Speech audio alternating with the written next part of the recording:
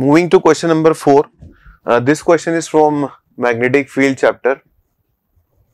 Magnetic field and force.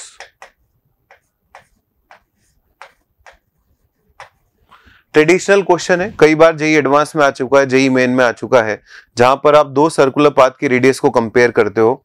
आप जानते हो सर्कुलर पाथ की जो रेडियस होती है मैग्नेटिक फील्ड में, उसका फॉर्मूला होता है mv डिवाइडेड बाय qb, और you can also write square root of 2 times mass into kinetic energy divided by qb. You are given two particles A and B which are moving with the same kinetic energy in same magnetic field. Ratio of radii of path of charged particles A and B is 3/5. Ratio of their masses is 4/5. You have to find out the ratio of charge of A to charge of B.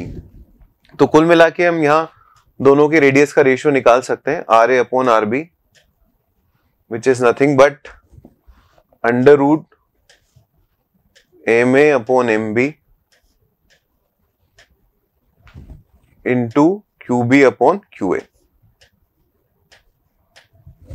आपको चाहिए ratio of charge of particle A to charge of particle B, which means you want to know QA by QB.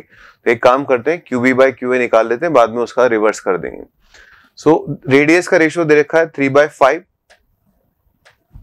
Right. Masses का ratio आपको दे रखा है 4/9. Under root के अंदर 4/9 आएगा, that will be 2 divided by 3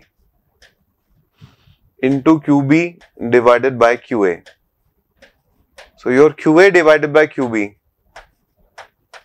will be simply 10 divided by 9. तो ये बहुत आसान क्वेश्चन है, और इस टाइप का क्वेश्चन पहले भी कई बार पूछा जा चुका है. जिस बच्चे ने भी जेई मेन या जेई एडवांस की थोड़ी सी भी तैयारी की होती है, उसको ये फॉर्मूला जरूर पता होता है, और अगर उसको ये फॉर्मूला पता है तो वो डेफिनेटली इस क्वेश्चन को कर सकता है. So I'll keep this question in easy category. The correct answer according to my data is 10/9. हो सकता है वहां डेटा कुछ और हो, QB by QA पूछा हो, तो आप एक बार जरा लैंग्वेज देखना, उस लैंग्वेज के हिसाब से आप आंसर मैच करवाना. Moving to next question, fifth question of this paper. This question is from modern physics. You are given two photons of different wavelength 800 and 600. Obviously 600 की एनर्जी ज्यादा है, तो इससे जो काइनेटिक एनर्जी आएगी दैट विल बी मोर. ये photo electric effect का question है. क्वेश्चन फिर से फॉर्मूला बेस्ड है, और इसको अपन इजी कैटेगरी में रख सकते हैं. कैलकुलेशन की वजह से बोल सकते हैं इजी टू मॉडरेट, अदरवाइज देखा जाए तो कॉन्सेप्चुअली ये इजी है. यही टॉपिक केमिस्ट्री में भी आता है और ये टॉपिक फिजिक्स में भी आता है, तो बच्चे वैसे भी फोटो इलेक्ट्रिक इफेक्ट से कंफर्टेबल होते हैं. आपको दो वेवलेंथ दे रखी है, एक वेवलेंथ है 600, दूसरी वेवलेंथ है 800.